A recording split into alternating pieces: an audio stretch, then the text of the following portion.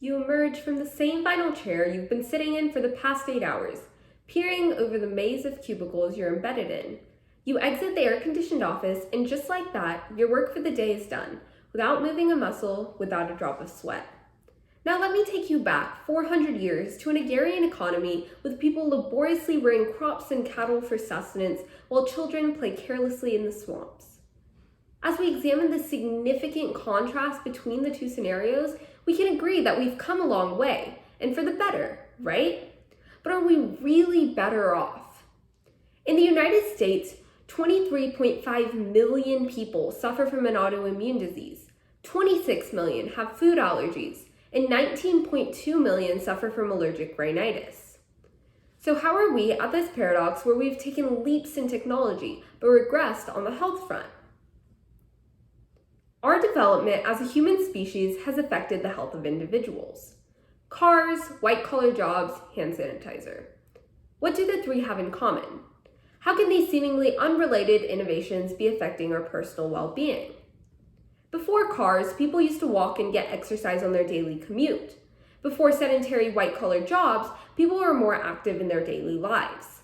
Before hand sanitizer and other cleaning agents, people were exposed to more bacteria on a daily basis, and they were more resistant to bacterial infections. Scientifically, we will explore the depths of these modern developments. This idea of personal health and technological advancement being antithetical was first introduced as the Hygiene Hypothesis in the 1980s. This theory suggests that our heavily sanitized environments have caused children to succumb to a wide range of conditions, including allergic rhinitis and asthma. During the Industrial Revolution, Western countries faced epidemics of infectious diseases like cholera, typhoid, and smallpox.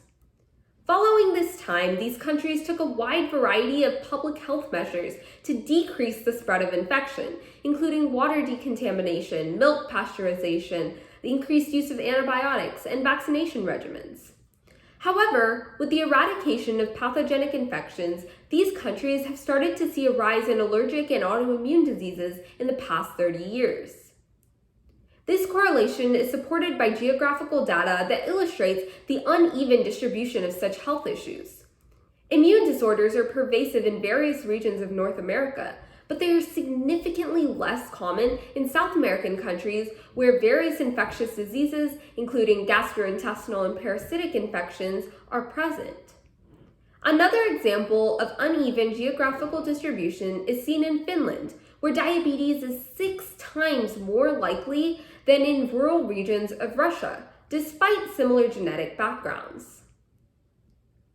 The hygiene hypothesis is a theory that exposure to pathogens aids the development of the human immune system. With exposure to infectious agents, the body learns to differentiate between pathogenic and non-pathogenic substances, thus decreasing the occurrence of allergies, where the body attacks harmless substances, and autoimmune disorders, where the body attacks itself. Empirical data has solidified the claims presented by this hypothesis.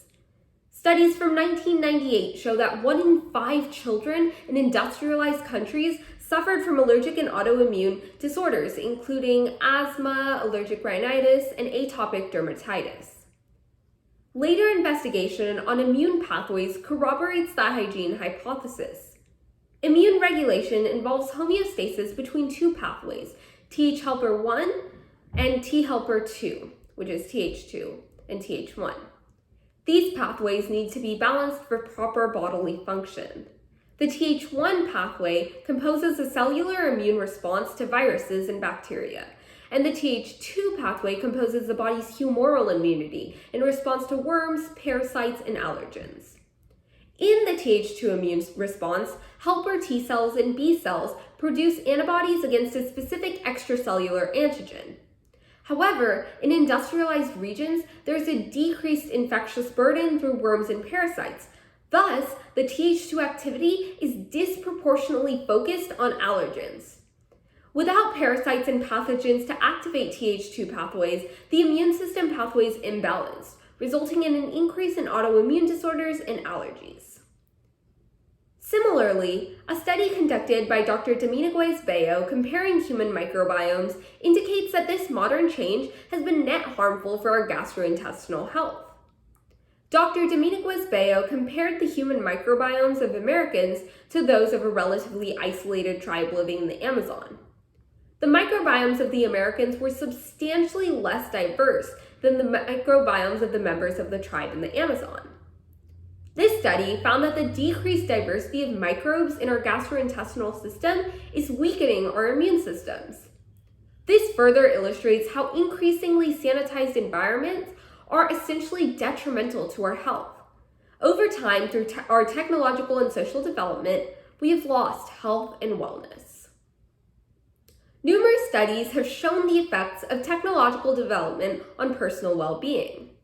Individual health is deteriorating in modern circumstances, and at this point, modern-day development and personal well-being may be antithetical. So at this point, you may be asking yourself, what can we do as individuals to make a difference in our health?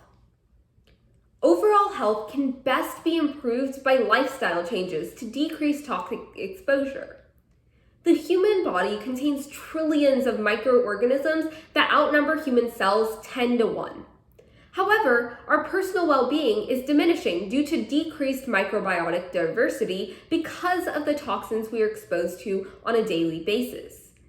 These toxins can come in the form of items such as perfumes and even our food through pesticides and chemical components. A common example of a toxic component of food is glyphosate, which is a very strong toxin found in inorganic sources of gluten. These toxins are small particles that can kill some of the bacteria in our body, leaving us exposed to other pathogens that can affect our health negatively. This can trigger molecular mimicry, ultimately leading to autoimmune disorders. People can avoid the immune triggers by buying organic produce to avoid pesticides and other such toxins commonly used in farming. However, this is a very large change that can often be unsustainable due to accessibility and expense. The next best thing is introducing prebiotics and probiotics into your diet. Nearly 70% of the human immune system is in the gut, so this is the best place to start building our defenses. Probiotics are microorganisms in the form of live beneficial bacteria and yeast. They contribute to the body's microbiome positively and increase the diversity of non-pathogenic bacteria. Numerous tests have confirmed that probiotics are helping combat our modern-day health problems. In Finland, scientists conducted a randomized placebo-controlled trial where pregnant women took the probiotic Lactobacillus GG daily during their pregnancy. This study concluded that prenatal probiotic supplementation resulted in a statistically significant decrease in atopic dermatitis, which is an immune disorder found in infants. There was another study conducted that evaluated the effect of probiotics in the first 6 months of life on the prevention of beta cell autoimmunity in children at genetic risk of type 1 diabetes. This study concluded that for children with a predisposition for diabetes, the use of probiotics significantly decreased beta cell autoimmunity. These studies suggest that probiotics can alleviate the negative effects of immune disorders. Probiotics exert a positive effect on the human microbiome, but scientists advise caution in immunodeficient hosts. Prebiotics, on the other hand, are different in that they aren't directly constituting the microbiome, unlike probiotics. Prebiotics act as a fuel for bacteria growth as a source of energy for the gut's healthy bacteria. They are found in the form of carbs that the body can't digest. These carbs then go into the lower digestive tract where they fuel bacteria growth. Both can be taken in conjunction. Prebiotic fibers strengthen probiotic bacteria. Taking both prebiotics and probiotics together can strengthen your microbiome and decrease susceptibility to autoimmune disorders in this modern day and age. So in summary, we now have a way to resolve the paradox of technological advancement and diminished personal well-being by going back to basics. This doesn't mean trading in your cell phone for a clay slate or ditching your car for a horse-drawn carriage, but opting for lifestyle choices that incorporate less preservatives and artificial components that can improve one's quality of life. Removing toxins from our daily lives, choosing organic food, and supplementing through pre- and probiotics are all strategies we can apply to improve our health. Let's be the generation that reaps the benefits of the low infectious burden of the 21st century and the low occurrence of autoimmune disorders of the 19th century by taking action to improve our personal well-being.